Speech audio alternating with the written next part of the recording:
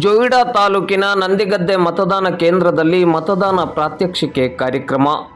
ಭಾರತ ಚುನಾವಣಾ ಆಯೋಗ, ಜಿಲ್ಲಾಡಳಿತ ಉತ್ತರ ಕನ್ನಡ, ತಾಲೂಕಾಡಳಿತ ಜೋಯಿಡಾ ಇದರ ಸಹಯೋಗದಲ್ಲಿ ಲೋಕಸಭಾ ಸಾರ್ವತ್ರಿಕ ಚುನಾವಣೆ 2024ರ ದೃಷ್ಟಿಯಿಂದ ಮತದಾನ ಪ್ರಕ್ರಿಯೆ ಹೇಗೆ ನಡೆಯುತ್ತದೆ, ವಿವಿಪ್ಯಾಟ್ ಸತ್ಯದ ಕೈಗನ್ನಡಿ, ಚಲಾಯಿಸಿದ ಮತಕ್ಕೆ ಮರುಖಾತ್ರಿ, 18 ವರ್ಷ ಮೇಲ್ಪಟ್ಟ ಎಲ್ಲರೂ ಮತದಾನ ಮಾಡಬೇಕು ಎಂಬ ಮತದಾನದ ಕುರಿತು ಮಾಹಿತಿಯನ್ನು ನಂದಿಗದ್ದೆ ಮತದಾನ ಕೇಂದ್ರದಲ್ಲಿ ಚುನಾವಣಾ ಪ್ರಾತ್ಯಕ್ಷಿಕೆ ಮೂಲಕ ಇಂದು ಶುಕ್ರವಾರ ನೀಡಲಾಯಿತು.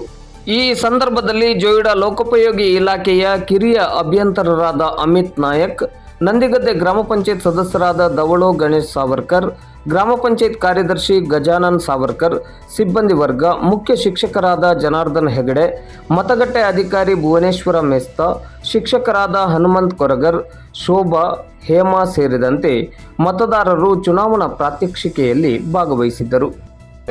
ಬಂದಿದೆಯಲ್ಲ ನೋಡ್ಕೊಳ್ಳಿಕ್ಕೆ ನಿಮ್ಮೊಂದು ಅವಕಾಶ ಇದು ವಿವಿಪ್ಯಾಟ್ ಅಂತ.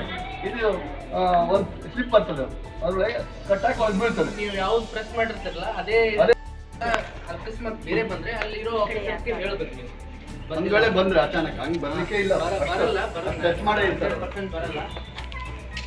ಒಬ್ರೊಬ್ರು ಒಂದೊಂದ್ಸತಿ ಬಂದ್ಬಿಟ್ಟು ಒಂದು ಓಟ್ ಸಿಕ್ಕ ತಕ್ಷಣ ಇಲ್ಲಿ ಒಂದು ಸ್ಲಿಪ್ ಬರುತ್ತೆ, ಅದೇ ಚಿಹ್ನೆ ಸ್ಲಿಪ್ ಬರುತ್ತೆ. ನೀವು ಯಾವ ಚಿಹ್ನೆ ಇದು ಮಾಡಿದ್ರೋ ಆ ಚಿಹ್ನೆ ಸ್ಲಿಪ್ ಬಂತೋ ಇಲ್ಲ, ಬರ್ದಿದ್ರೆ ನೀವು ಅಲ್ಲಿ ಹೇಳ್ಬೇಕು. ಒಂದ್ ವೇಳೆ ಸುಳ್ಳು ಹೇಳಿದ್ರೆ ಅದು ಗೊತ್ತಾಗ್ತದೆ, ಸುಳ್ಳು ಹೇಳಿಕ್ಕೂ ಇಲ್ಲ ಅಂದ್ರೆ ಸುಳ್ಳು ಹೇಳಿದ್ರು ಅದನ್ನ ಓಟ್ ಮಾಡಿದಿರಂತ ಅರ್ಥ. ಬೇರೆ ಯಾವ್ದಾದ್ರು ಬಂದ್ರೆ ಅಲ್ಲಿ ಇರೋರಿಗೆ ಆಫೀಸರ್ಸ್ಗೆ ನೀವು ಹೇಳ್ಬೇಕು.